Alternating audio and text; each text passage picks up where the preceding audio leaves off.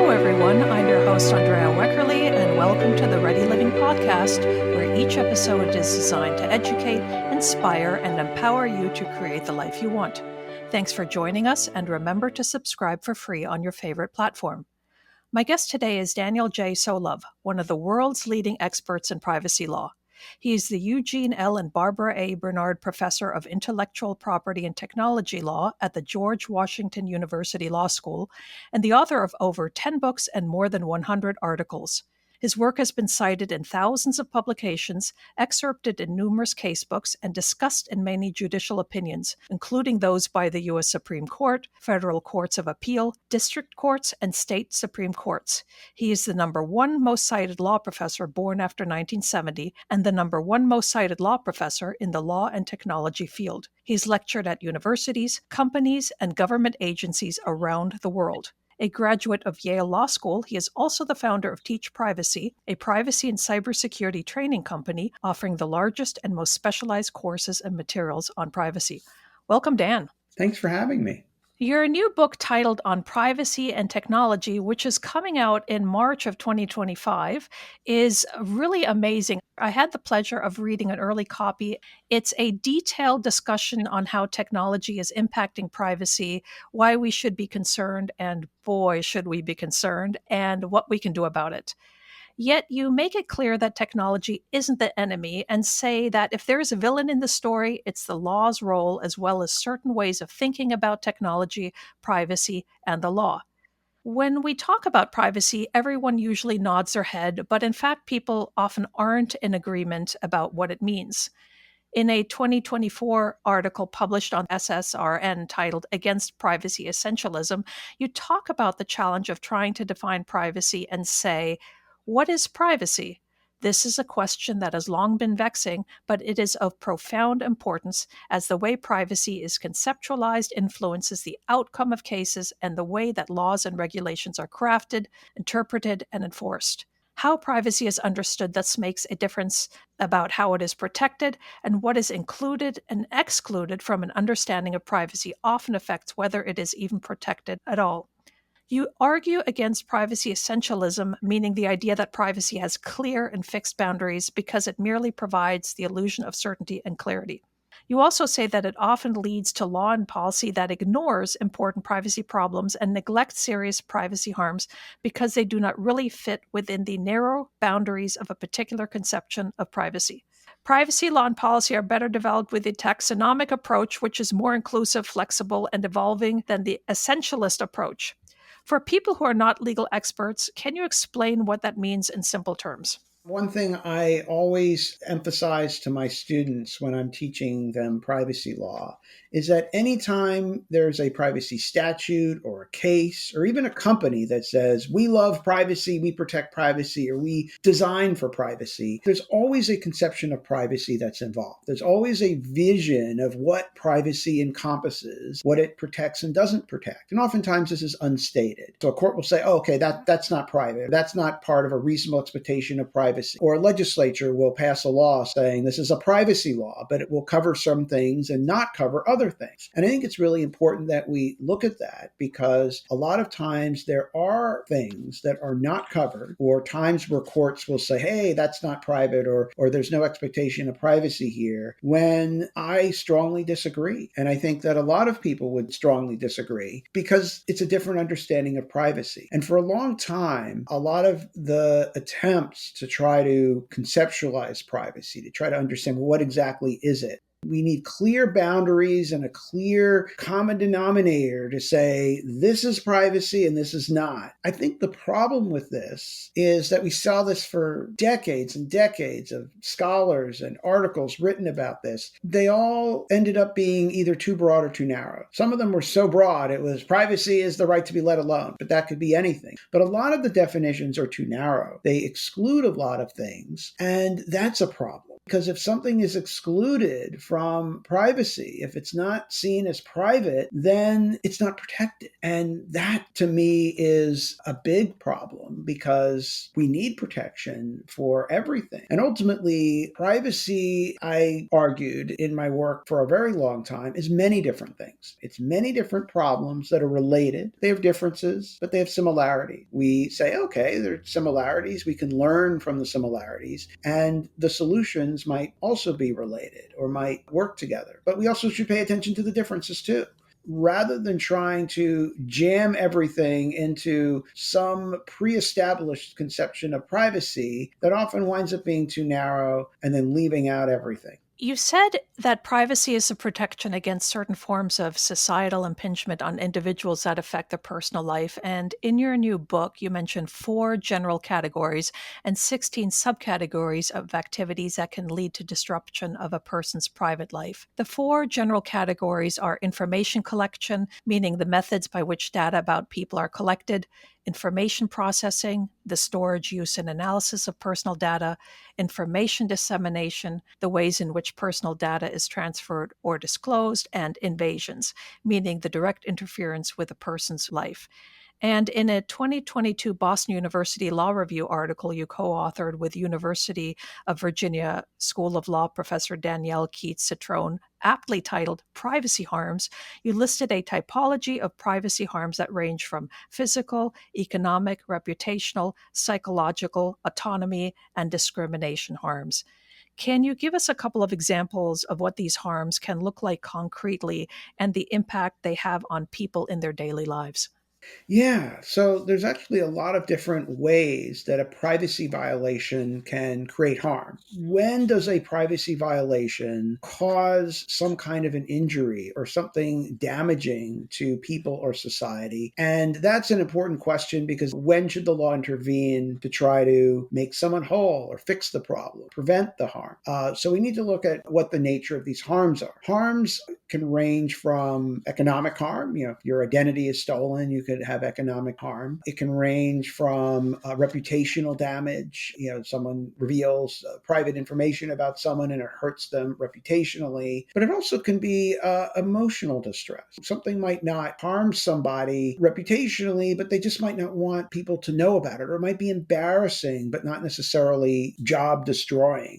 We talk about things like autonomy harms, that it's a disrespect for your autonomy. It might not be an embarrassing fact, but it might not be a fact that people want others to know. So someone might have cancer. They might not be embarrassed by it, but they might not want that to be known by others. They might not want it to be part of a conversation with others. They might not want to be talking about their health with others. And so they might not want that to be shared. But it might not cost them any money. It might not hurt them, in terms of reputation. It might not lead to a job loss. It could, but it might not. But I think there's still a harm. And the harm there is autonomy harms. People, should have some control over how they share information with others and the kinds of aspects of their life that others should know about. There are a lot of different types of harms with privacy beyond the traditional ones. The law is very good about recognizing economic harm or physical harm, and it's pretty good at recognizing reputational harm. But then the law really starts to struggle when it comes to emotional distress, anxiety, disrespect for somebody's desires and autonomy. That's where the law really starts to waver and the cases get kind of all garbled up and courts don't recognize these harms in a lot of cases. And so the point of our article was to say, actually,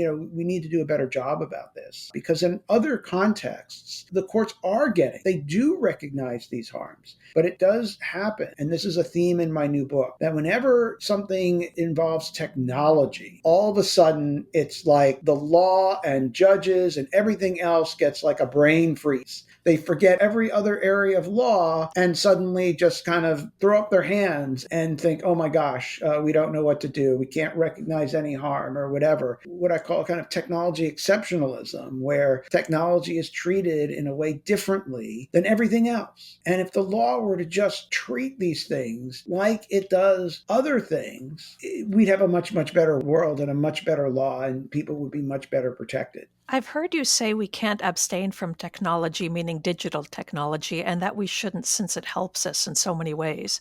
But for years now, you've been ringing the warning bell about technology's impact on privacy. And one of the problems you argue is how we collectively, and especially the law, tends to look at privacy as an individual interest rather than a societal interest. And this becomes an issue when privacy clashes with other interests we've deemed to be important from a social perspective, such as free speech, security, innovation, efficiency, and transparency.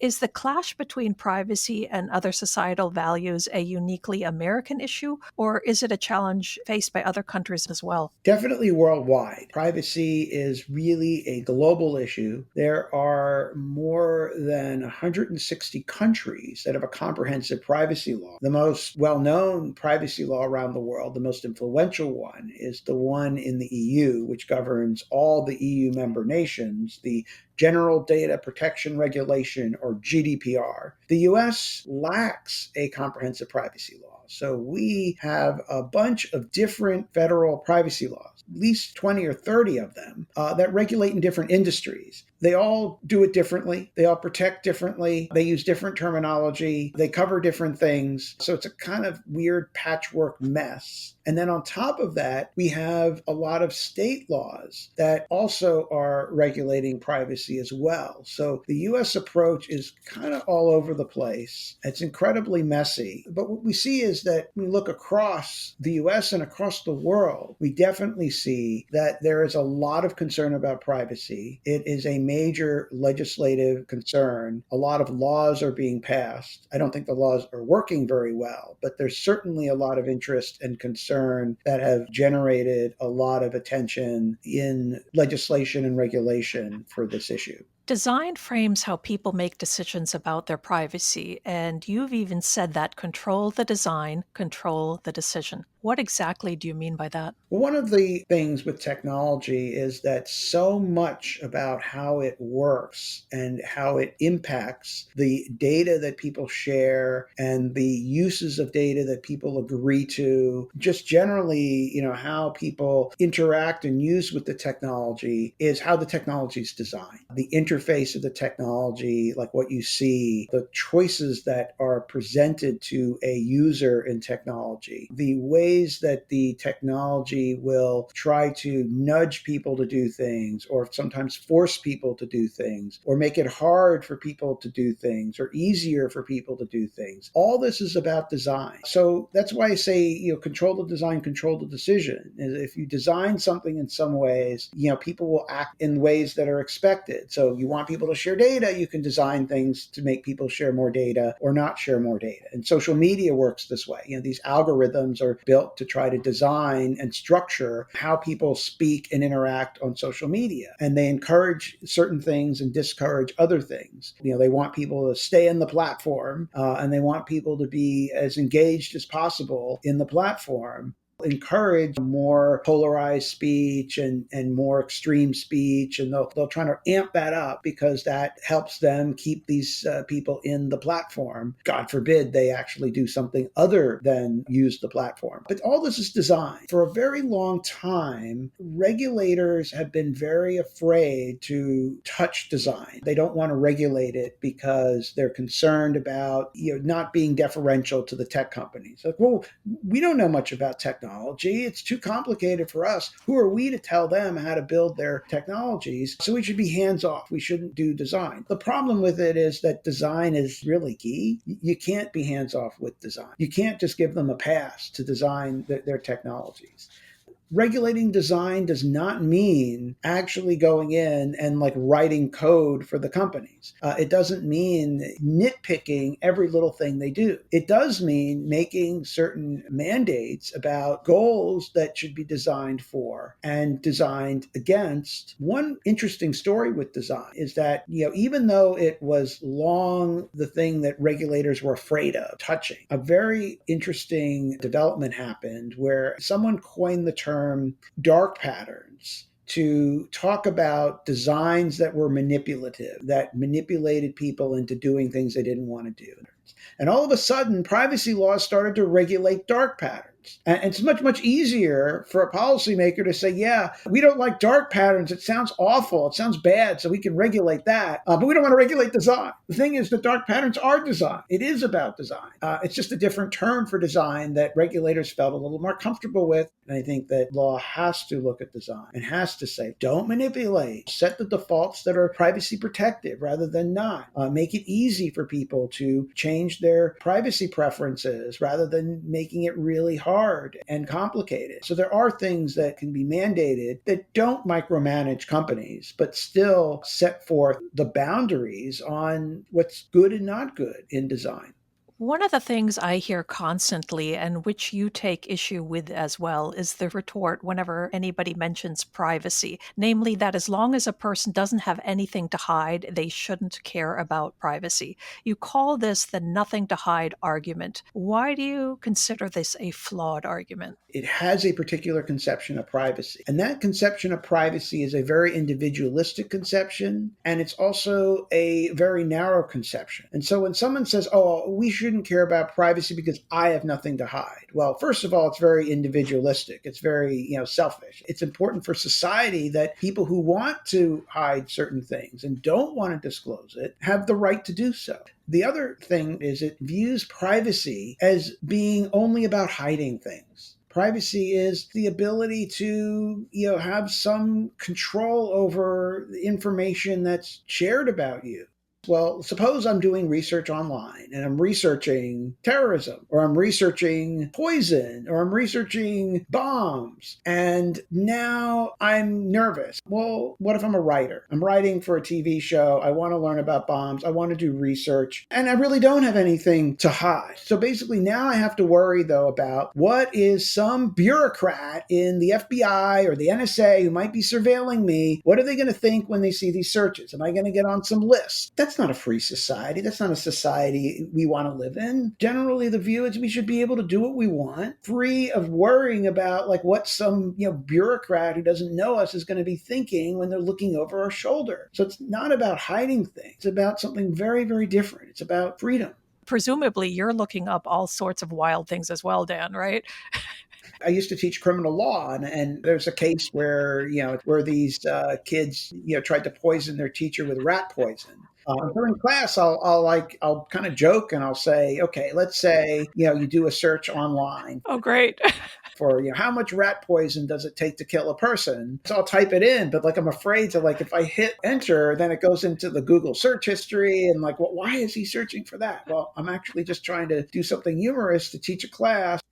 And so that's the biggest concern. If we have the government watching over us all the time and our data being gathered like this, the context gets lost. And then we have to constantly explain things, to the government. Okay, do I have to tell them every search and what my search history is going to be? And then it becomes not innocent before being proven guilty, or, you're free until you do something wrong. And you've always got to somehow answer to the government. That's the problem. It's, people should be able to search for what they search and not have to worry about someone at the NSA is going to be thinking. That's what you're talking about, is the long-term societal impact of hidden surveillance, really creating a society where we aren't free despite perhaps thinking we are. But there are all these things that government entities, whether they're at the state or federal level, are doing in terms of the data that we are using and producing to draw conclusions that might not be accurate. Exactly. I think that's a very big problem. Certainly, the government needs to enforce the law and to engage in surveillance to keep people safe.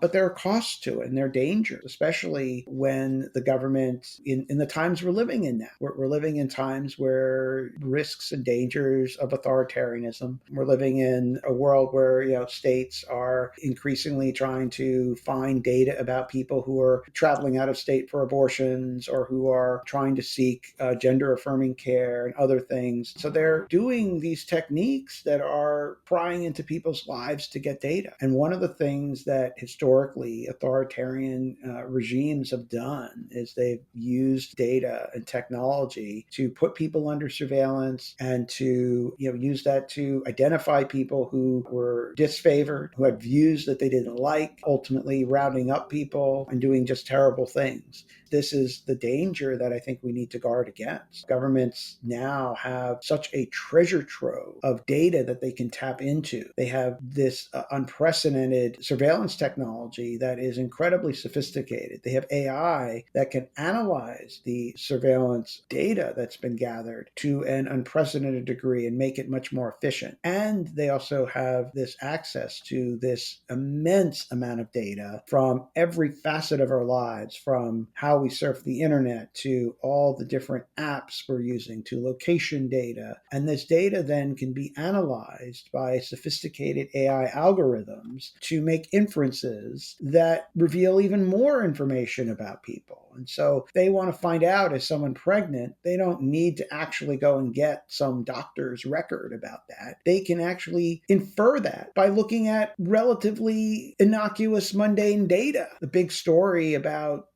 14 years ago, Target, they were able to look at people's purchases and determine if they were pregnant. This was early on. So it wasn't purchases about baby products. This was purchases about non-baby stuff so they could figure out if they were pregnant before they started buying the baby products. And the algorithm was able to do this with a pretty good degree of accuracy. And the things that people bought that kind of gave them away, that it figured out the patterns, were unscented products, cotton balls. They're not thinking, okay, when I go to the store and I buy, an unscented lotion and I buy a cotton balls, that now suddenly I've given away my health information. But that's what can be done now. And so these inferences can be made. And when you have so much data about people being gathered, and then such sophisticated algorithms that are looking for patterns and data across millions of people, sometimes billions of people, this is an unprecedented world of surveillance and government power. Just imagine what the world would have been like, what would have happened last century if the Nazis had the technology of today. I think that brings the point home viscerally for a lot of people. And I do want to talk about social media briefly because on social media, people feel that they are free to have open and direct conversations with others. But as you've pointed out, platforms' algorithms often shape conversations by what they amplify and promote. X, formerly known as Twitter, is a perfect example of this. As you said, the platform is known to amplify emotional content, especially content that expresses anger. In other words, platforms like X enhance polarization, which in turn gives people the impression that the public's views are more divisive and extreme than they actually are.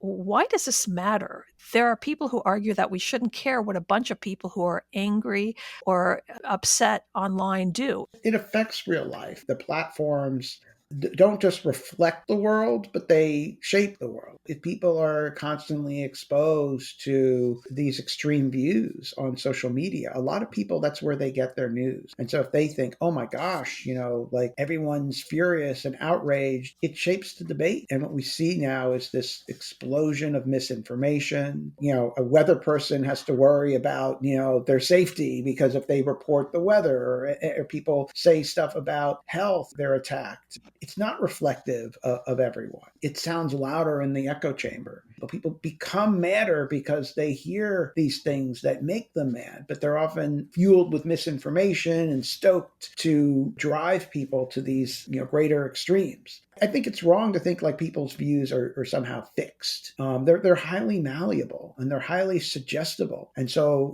if you amplify up the polarization, you amplify up the extremism, people are going to be more extreme. If you play it down, let's be calm, let's look at the facts, it shifts the other direction. Unfortunately, there are a lot of folks that benefit from the extreme, that want to exploit the extreme dialogue, that want to create more division, that want to make the United States look like it's highly divided and everyone's hating each other. And they want that because that gives them power. And the platform, some of them want to do that because it enhances the particular views of their founders who have views on things that they want to promote, or it lines their pocket with profit. But ultimately, I think, damages society. I think it leads to tremendous social costs and really hurts. It really hurts and damages this country and the world by what they're doing.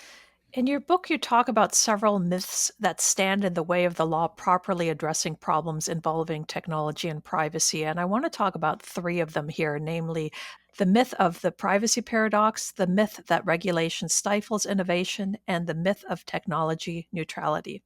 Let's start with the myth of the privacy paradox.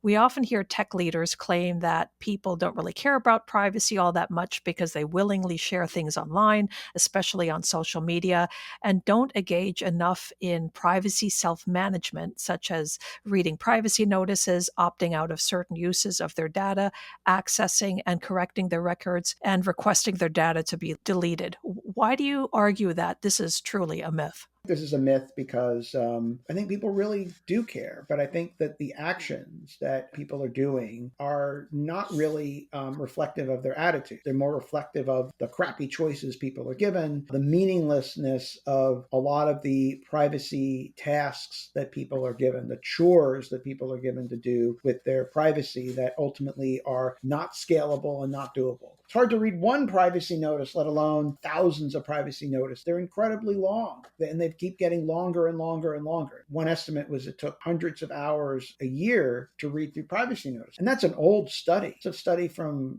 15, 20 years ago. It's probably more like doubled or tripled now. The onus shouldn't be on people to do this. And the fact that people don't do all these chores doesn't mean they don't care about privacy. Because a lot of times companies and the legislatures will say, look, we gave people all these rights. Look, we gave you the right to access your data. We gave you the right to correct your data. We gave you the right to delete your data. So, goodbye. Look, if you want to protect your privacy, here are these things. Just go and do it if you care. But otherwise, let companies do whatever the heck they want. That's not protecting privacy. The fact that people don't use their rights does not mean they are not concerned about privacy or that things shouldn't be done to protect them. And it's all a fiction, right? We know people don't read it. Everyone knows that. Every study shows that people don't read it. And actually, companies could, if they wanted, right? They could actually measure whether or not someone read it. They could track like how long people spend at the page. You could say, okay, look, it takes about 30 to 40 minutes to read all this junk. So why don't we black out the site or gray out the site so that people can't access the site for 30 minutes to make sure that they read it, and then we'll let them access the site. And of course, we'd say, oh my gosh, the internet would totally grind to a halt. It wouldn't work, right? But then we go through the fiction like somehow people read this. We know no one's reading this junk. And even if you read the stuff, because I've read the stuff, it's not helpful. It doesn't answer the key questions. What's the key question? I think people really want to know what benefits am I going to get if I share my data or use this service or use this app? Like, what cool stuff am I going to get? What's it going to do for me? And then what are the risks? How could I be harmed?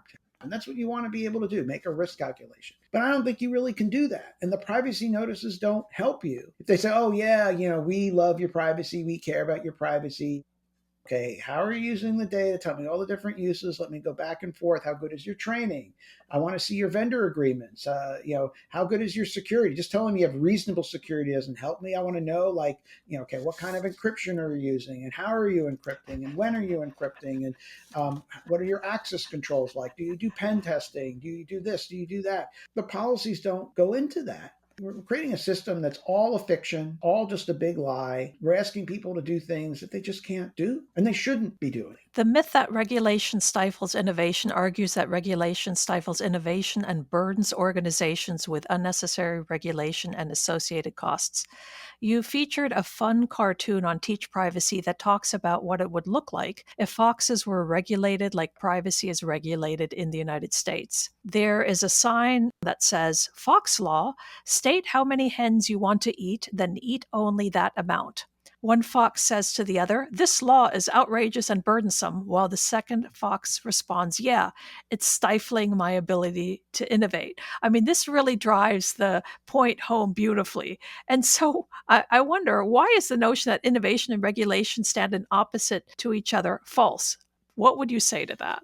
Well, anytime you regulate this or anytime you hold us responsible and accountable, we can't innovate. And I think this is total BS. I have another cartoon where I have a Star Wars theme, and I have one theme, tech companies, and it has Darth Vader saying, I'm all powerful, I can do anything. And then the other frame has also tech companies, and it has Luke and Yoda. And it's when Luke is being trained by Yoda and Luke is kind of whining. It's like, I can't do it. It's too hard. It's basically Yoda's asking him, can you just follow, regulation and be responsible? And that's what we get from tech companies. They're very quick to tout like how they can innovate to do all sorts of things. It's like, hey, no problem we can't solve.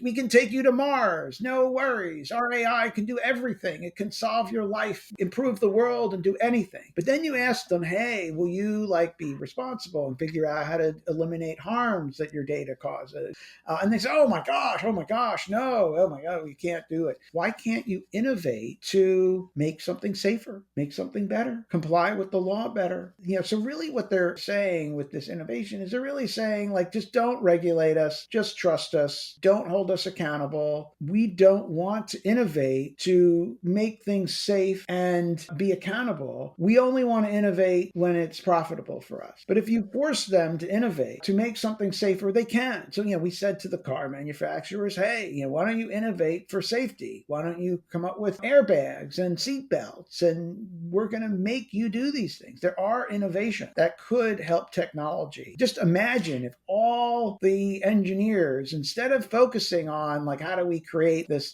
data extraction tool to get your data and deliver more ads to you or make more money, and let's put some of them on how do we make our products safer? How do we make this better and less harmful to individuals or society? That kind of innovation could be great. I think they really could innovate that way, but they're not going to do it because the incentives aren't there. Unless the law tells them you must do this, we're going to force you to do it, they're not going to do it. That's why the law needs to force them. Too often, policymakers get enthralled by this argument, oh, can't innovate. If we don't do it, then our other countries are going to do it. So you can't regulate us. I think all this is bogus. You got to set the right incentive. And that's a key theme in my book. Basic economics works. And at basic economics, one of the first things that you learn in economics, one of the key principles in economics is, incentives work. And so if the incentive is you can make a ton of money and be totally irresponsible, they're going to do it.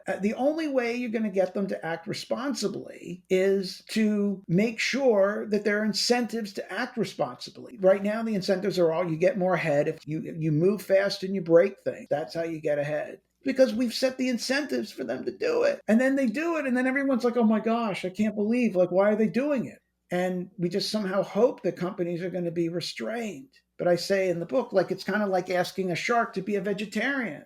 And the sharks are like, yeah, oh yeah, just self-regulation. We'll be good. And they're sharks. And that's what companies are structured to do. They're designed to make a profit. I don't think they're evil. I think they're doing exactly what they're built to do. It's on the law to rein them in. Stop buying these silly arguments and actually, policymakers do your job. How many times have we heard self-regulation throughout history? It's never worked ever. You mentioned another myth, which is the myth of technology neutrality. Can you tell us in what ways technology is in fact not neutral? Yeah, so the myth is a lot of folks will say we should delegate more decisions to technology, to AI algorithms, because they're not biased like humans. The computers, they just use math. They're going to be fairer and more just and not prejudiced. The problem is that that's not true. And technology is really never neutral. The bias comes in through the data. And so a lot of times there are a lot of uses of what are called algorithmic predictions. They're used to determine sentencing of convicted offenders. How long should we sentence them for? Are they likely to commit a crime in the future? And these algorithms make a prediction about that. The algorithms are being used to determine, students who are at risk of dropping out of high school. They're used to determine hiring of people, who's likely to be a good employee. And the problem is that the data that these algorithms are trained on is infected with human bias. So yeah, the algorithms are all math, but the data is biased data. It reflects society's bias. So, one point, Amazon.com said, hey, we want to use this algorithm to hire people because it's going to help us eliminate bias. It wound up only recommending males. Well, they trained it on the data of the employees that they currently had, but those employees were systematically, hired to be more male. It learned the bias. And what's dangerous when the algorithms incorporate the bias is that they magnify it, they perpetuate it, they systematize it. At least with humans making the decision, there is going to be the chance that a human will break the cycle. Will say, hey, I'm not going to be biased. I'm not going to do this. The algorithm is ruthless. So we have to be very careful, because to see technology as neutral is to fail to see what it is. It's never neutral. It's not neutral. We need to be very cautious. We need to start questioning everything. I want to share another one of your Teach Privacy cartoons because it talks about AI. One colleague talks to another about their office robot. And the first person says, "What's wrong with our robot? He's a total asshole. He constantly hurls insults, has crazy extreme views, makes threats, and most of what he says is false. I don't understand why our AI is so bad." And then the colleague responds, "Well, we did train him from data on social media." So I love these cartoons. I think they're really brilliant. How do you come up with them? I usually just kind of try to think of something that's kind of like a witty way of saying something true, and then they just come to me. They're funny because the problems are sometimes so obvious. And sometimes it's so ridiculous, the arguments that I'll see used, the assumptions that people make that I think are funny. When you really look at them, you see, oh, wow, like just how foolish this is, how foolish self-regulation is. So I want the cartoon to show just how absurd it is. Because actually, that's how a lot of US law works. If we go back to the Fox cartoon, there is law, but it's largely a law that is not that far away from self-regulation. The law just says, as long as you say what you want to do in the privacy notice, then we're only going to make sure that you held to your promise. So it still gives companies a lot of leeway. And so that's what happened with AI. When AI took off, a lot of companies quickly changed their privacy notices to say, now we will use your data to train our AI. So, haha, now we can use it. It's not asking much of them at all, and it's not providing much protection at all. You talked about big data companies collecting personal data. What they basically do is collect a bunch of publicly available information and then create dossiers about individuals.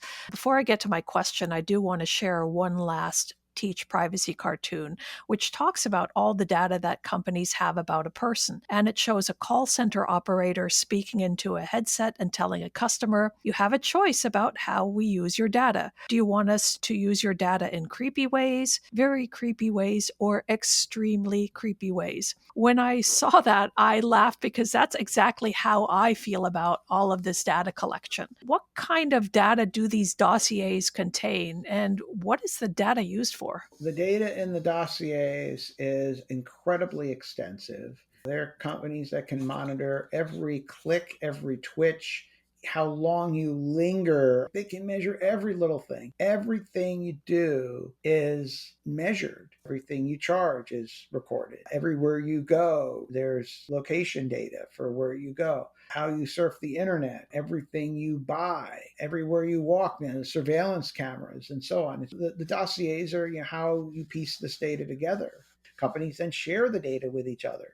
So they'll share it with each other, they'll share it with the government, and this is how you build these extensive dossiers that have a lot of information.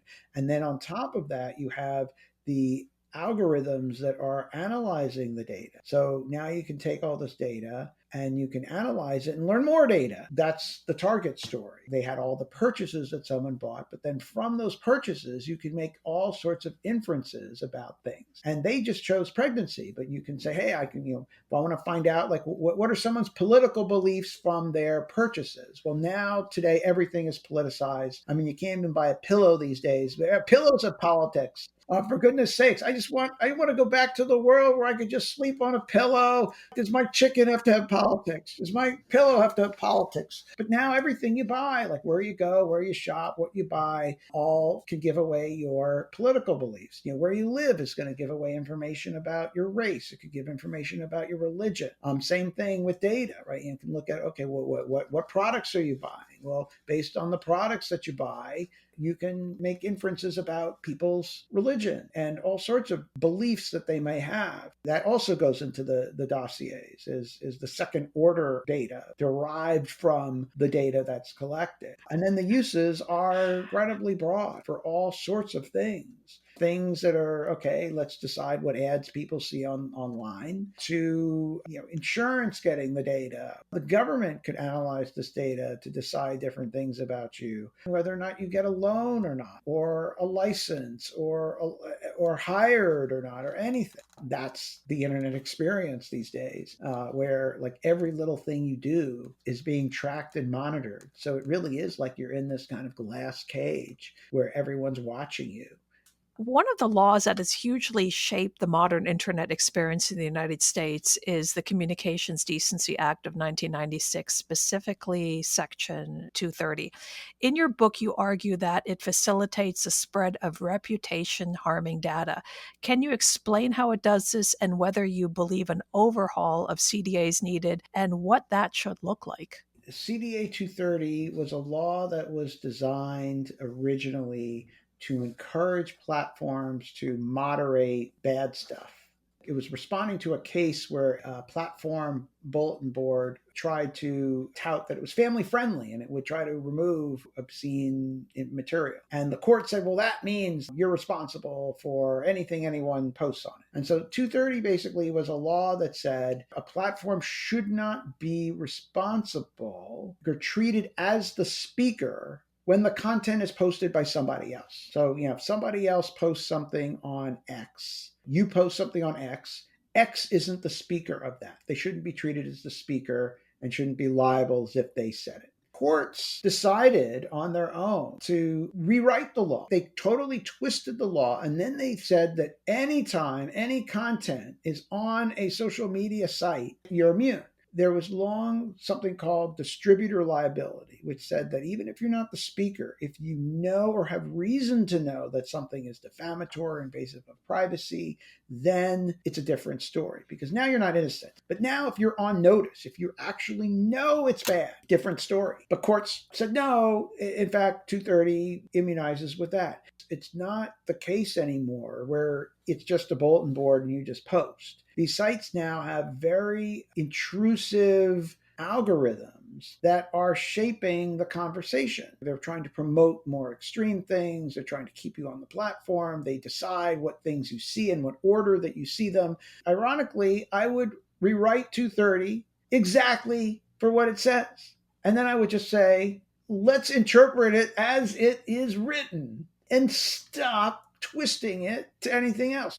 The basic premise, I think, is right. If I'm a big platform and someone posts something on my platform, I shouldn't be responsible for that content, at least initially, because, there's millions of people posting millions of things. But there's a difference when I know that it's harmful. Now I should have responsibilities. That's different. If I'm doing things that encourage the posting of bad stuff, now I'm not I'm not just some innocent platform and someone comes along and posts something. I've actually solicited this content. Please come in and go and post this gossip about people, post nude pictures about people without their consent. And we're going to help you. We encourage you to do this. Encouraging, you should be liable for that because you're shaping the speech. And the same thing with the algorithms. If the algorithms are shaping things, they should be responsible for what their algorithms are doing.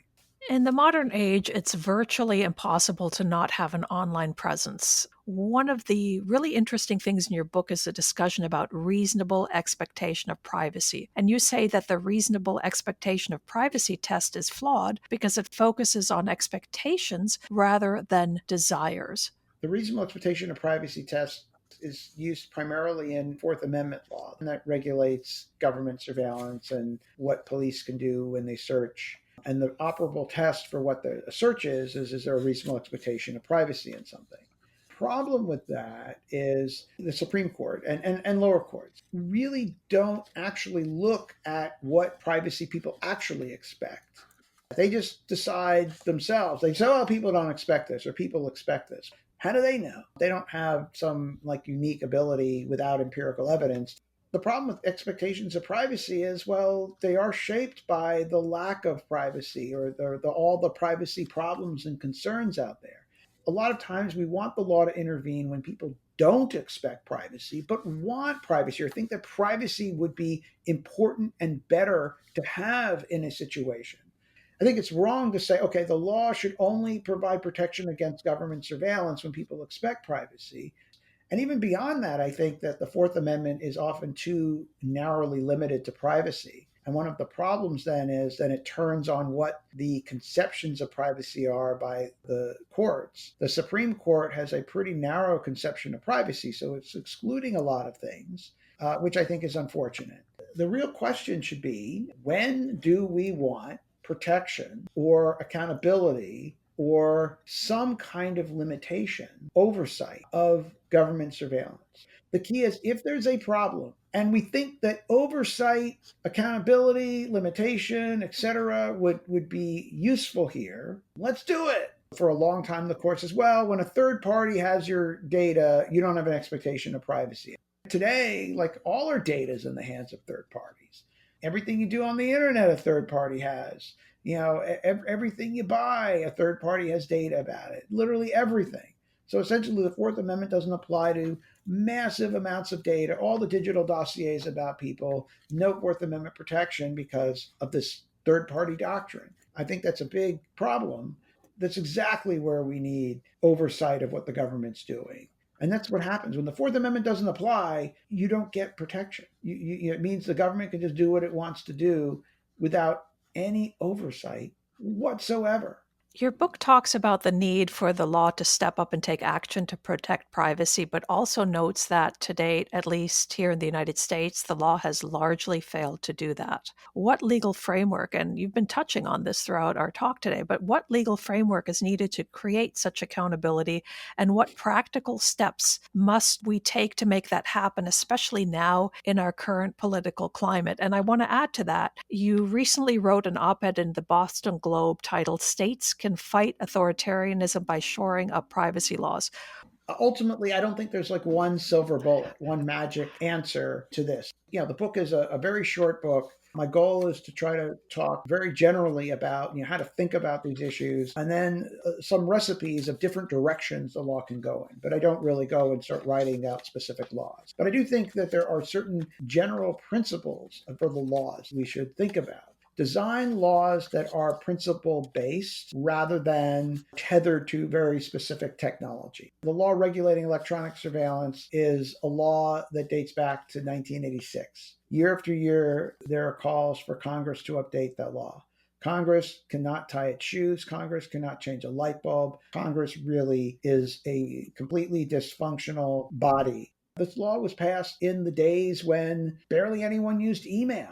It doesn't make sense today. And so we see a lot of cases where courts struggle. Like, how do we apply this law that was written so closely to technology circa 1986? That's just one example. There's so many other laws that are so old and they really don't make sense today. We have all these surveillance cameras and all this access to data, and there's no framework there. How long can the data be kept? What can we do to analyze it? How do we make sure the government's not abusing it? There's nothing. It's kind of like a kid. Do you just say, here, play with this like dangerous electrical toy. You can do whatever the hell you want with it. Here it is. Or the alternative is, no, you can play with the toy, but we're going to make sure that you can't abuse it, and it's going to be safe. The op-ed that I wrote was, look, we had years and decades to address these problems, and now we're taking this authoritarian turn. We don't know where it's going to go, how bad it's going to get, but our law is not ready for it. The status quo is really bad. When are we going to get the wake up? It's like climate change. When are people going to wake up? It's often going to be too late.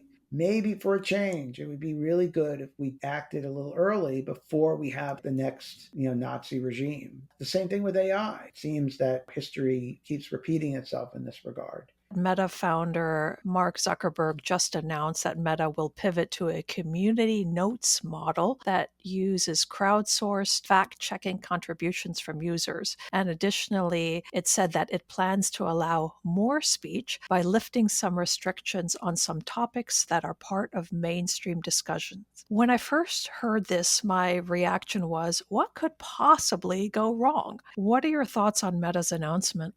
I think it's disappointing. There were certainly problems with the existing content moderation. It's hard to do. The timing of it definitely looks like pandering. The way that it was expressed and rolled out was also very disappointing. It seemed like kind of capitulating to a vision of what the current administration would be happy with.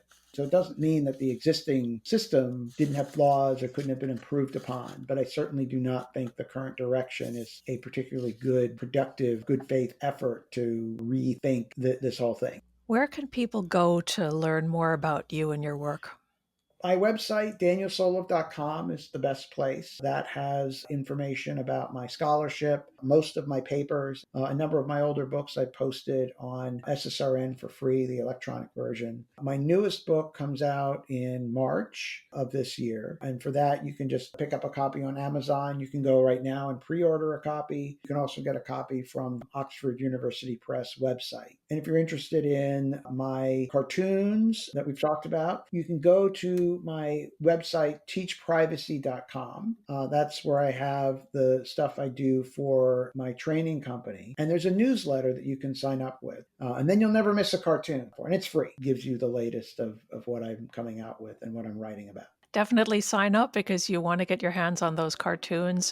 They always make me laugh. So, Dan, thank you so very much for having taken the time today. Thanks so much for having me.